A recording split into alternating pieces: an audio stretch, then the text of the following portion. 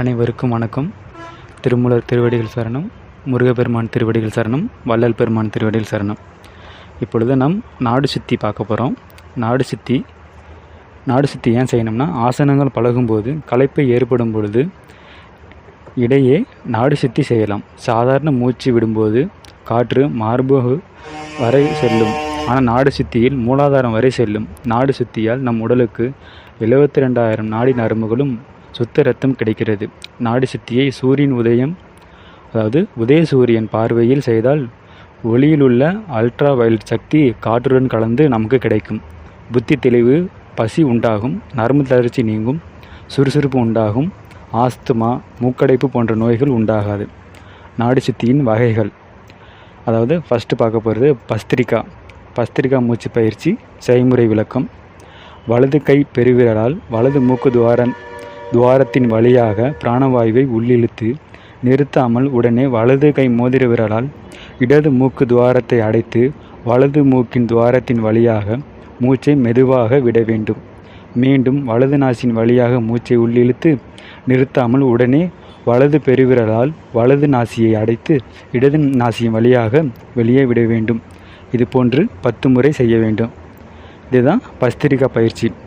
இதற்கான பலன்: நோய் அணுகாது, கழுத்து பலவீனம், பீனிசம் சம்பந்தப்பட்ட வியாதிகள், மார்பு வலி, ஈலை, இருமல், கஷய, ஆஸ்துமா, ஜலதோஷம், வாயு, பித்தம், கபம், உடற்சூடு முதலிய நோய் நீங்கும்.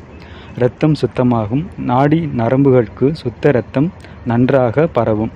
அதாவது பஸ்திரிகா பயிற்சி செய்முறை 1: வலது கை பெருவிரலால் வலது மூக்கு துவாரத்தின் வழியாக பிராணவாயுவை உள்ளிழுத்து நிறுத்தாமல் உடனே வலது கை மோதிர விரலால் இடது மூக்கு துவாரத்தை அடைத்து வலது மூக்கு துவாரத்தின் வழியாக மூச்சை மெதுவாக விட வேண்டும். மீண்டும் வலது நாசியின் வழியாக மூச்சை உள்ளிழுத்து நிறுத்தாமல் உடனே வலது கை பெருவிரலால் வலது நாசியை அடைத்து இடது நாசியின் வழியாக மூச்சை வெளியிட வேண்டும். இது போன்று 10 முறை செய்யவும். இது பஸ்திரிகா பயிற்சி. அடுத்து கபாலபதி மூச்சு பயிற்சி செய்முறை.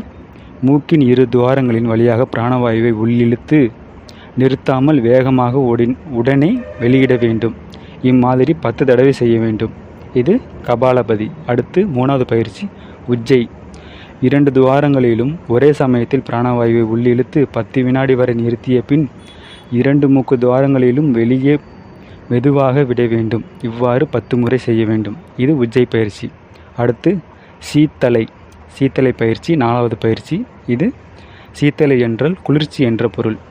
நாக்கை குழல் போன்று வெளியே நீட்டி உருட்டி வைத்து கொண்டு நாக்கின் குழல் போன்ற பகுதி வழியாக மூச்சை வேகமாக உள்ளிழுத்து பின் நிறுத்தாமல் மூக்கின் 2 துவாரங்களின் வழியாக மெதுவாக வெளிவிட வேண்டும்.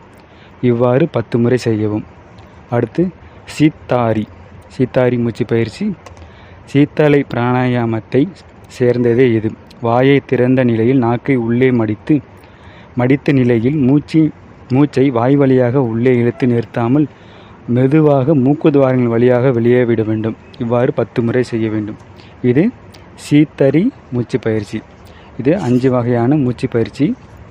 அதற்கான பலன் கபாலபதி செஞ்சால் அதற்கான பலன்: எல்லாவித கபரோகம் நீங்கும், அழகு உண்டாகும். அதிக சுரம் உள்ளவர்கள் இப்பயிற்சியை மேற்கொண்டால் சுரம் குறைந்துவிடும்.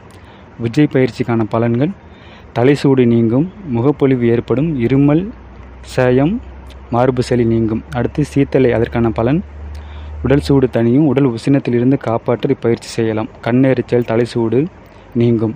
அடுத்து சீத்தாரி பயிற்சி அதே மாதிரி தான். சரிங்களா? இது நாடி சுத்தின் வகைகள் நாம் பார்த்துட்டோம். மீண்டும் அடுத்த பயிற்சியில் நம்ம சந்திப்போம். நன்றி, வணக்கம். திருச்சிற்றம்பலம், தில்லையம்பலம். ஓம் நமச்சிவாய, ஓம் நமச்சிவாய.